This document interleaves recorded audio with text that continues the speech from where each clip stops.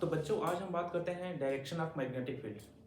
अगर किसी भी वायर में करंट फ्लो कर रहा है तो उस वायर के चारों साइड में मैग्नेटिक फील्ड होंगी और मैग्नेटिक फील्ड का जो पाथ होता है वो सर्कुलर होता है। जैसे ऑरेस्टेड एक्सपेरिमेंट से आपने पता किया था कि मैग्नेटिक फील्ड का जो पाथ होता है, जो ट्रेजेक्टरी होती है वो सर्कुलर होती है। तो सर्कुलर में दो केस होते हैं, एक क्लॉकवाइज एक एंटी क्लॉकवाइज। अब वो हम कैसे फाइंड आउट करेंगे कि करंट की वजह से? सबसे पहले हम बात ये करेंगे मैग्नेटिक फील्ड प्रोड्यूस कैसे होता है करंट की वजह से।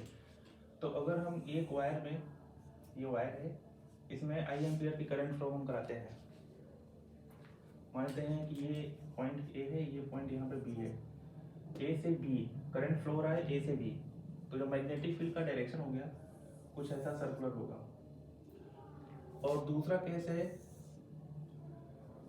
बी ए, यहाँ पे करंट का डायरेक्शन रिवर्स कर लेते हैं, आई एम्पियर नीचे साइड में ऐसे जा रहा है, तो इसमें भी सर्कुलर ही होगा बट डायरेक्शन में थोड़ा डिफरेंस आएगा। डायरेक्शन कैसे फाइंड आउट करेंगे? तो आप लोगों को पता होगा राइट हैंड थंब रूल। पिछले लेक्चर में राइट हैंड थंब रूल आपने पढ़ा होगा कि ये कैसे बताता है कि करंट का डायरेक्शन और मैग्नेटिक फील्ड करंट कैसे रिलेट करते हैं। तो यहाँ पे लिखेंगे राइट हैंड थंब रूल।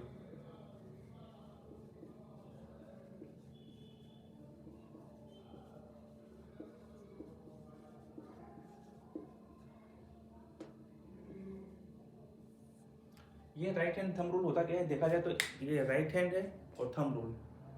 अब यहाँ पे देखा जाए तो थंब हमारा सीधा स्ट्रेट है और फोर फिंगर, ये जो फोर फिंगर है ये कर्व ऐसे डायरेक्शन ले रही है।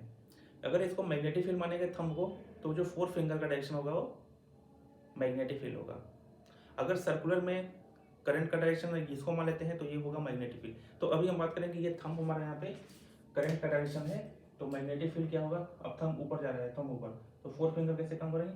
ये ऐसे मान लीजिए वायर है, इस वायर में करंट ऊपर जा रहा है, तो ये करंट मैग्नेटिक फील्ड जो फोर फिंगर है उसके चारों साइड में ऐसे सर्कुलेट करिए, ऐसे ऐसे, तो डायरेक्शन ये बन जाएगा एंटी क्लॉकवाइज।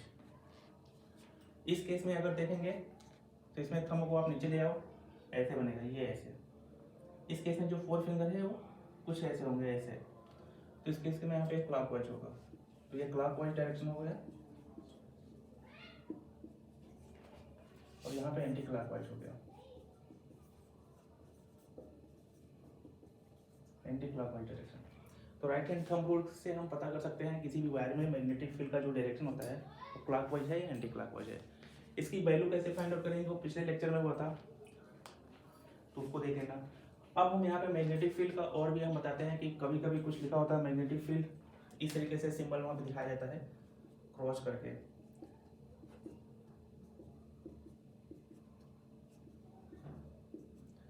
ऐसे अगर है ये मैग्नेटिक फील्ड तो इसका मतलब क्या होता है?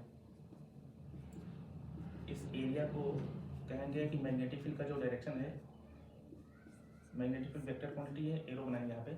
अगर इस तरीके से क्रॉस दिखाया गया है तो ये बताता है क्रॉस के मैग्नेटिक फील्ड का डायरेक्शन जो है वो प्लेन के परपेंडिकुलर इनसाइड द प्लेन, ऐसे।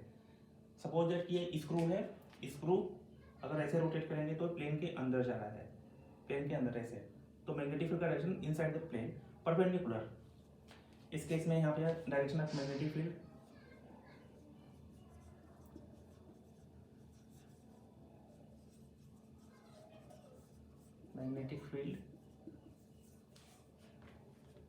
perpendicular inside the plane, inside the plane। अगर यहाँ पे डॉट लिखा होता है तो डॉट को ऐसे से दिखाया जाता है,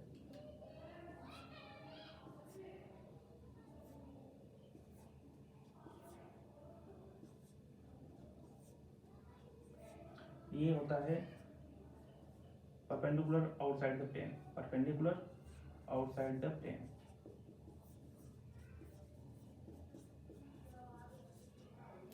अच्छा, ये ऐसे डिफाइन क्यों किया गया था?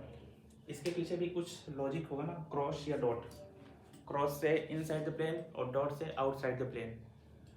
तो यहाँ पे देखा जाता है, एक एग्जांपल मैं दे रहा हूँ, स्क्रू। स्क्रू अगर होता है तो स्क्रू का एक पॉइंट जो काफ़ी नुकीला होता है, जो कि वो प्लेन के अंदर या बाहर होता है, बट एक साइड में यहाँ पे लगा होता है जिसपे हम पिन लगा के ऐसे से करते हैं। तो आई थिंक कुछ ऐसा दिखता होगा वो करके, आउटसाइड में ऐसे होता है, यहाँ पे एक प्लस का निशान होता है और ये नुकीला वाला पार्ट ऐसे होता है। अगर हम इसको क्रॉस करते हैं, सपोज दैट अगर ये प्लेन इन साइड जा रहा है, ऐसे जा रहा है, ऐसे जा रहा है, तो बाहर वाला क्या दिखता है हमको, केवल क्रॉस दिखेगा। तो यहाँ पे अगर हम क्रॉस करते जाते हैं तो बाहर ये पिन जो है ये बिल्कुल नुकीला वाला पार्ट अंदर जा रहा है और बाहर की साइड में क्रॉस दिख रहा है। इससे पता चलता है कि बाहर अगर क्रॉस दिख रहा है इसका मतलब ये इनसाइड द प्लेन जा रहा है। अगर वही पिन बाहर आ रहा है, बाहर की साइड में आ रहा है, तो बाहर आते हुए आपको डॉट दिखेगा, इस तरह से डॉट, तो ये डॉट दिख रहा है, इसलिए इसका आउटसाइड द प्लेन और ये इनसाइड द प्लेन। इसी तरीके से ये डायरेक्शन बताया गया है।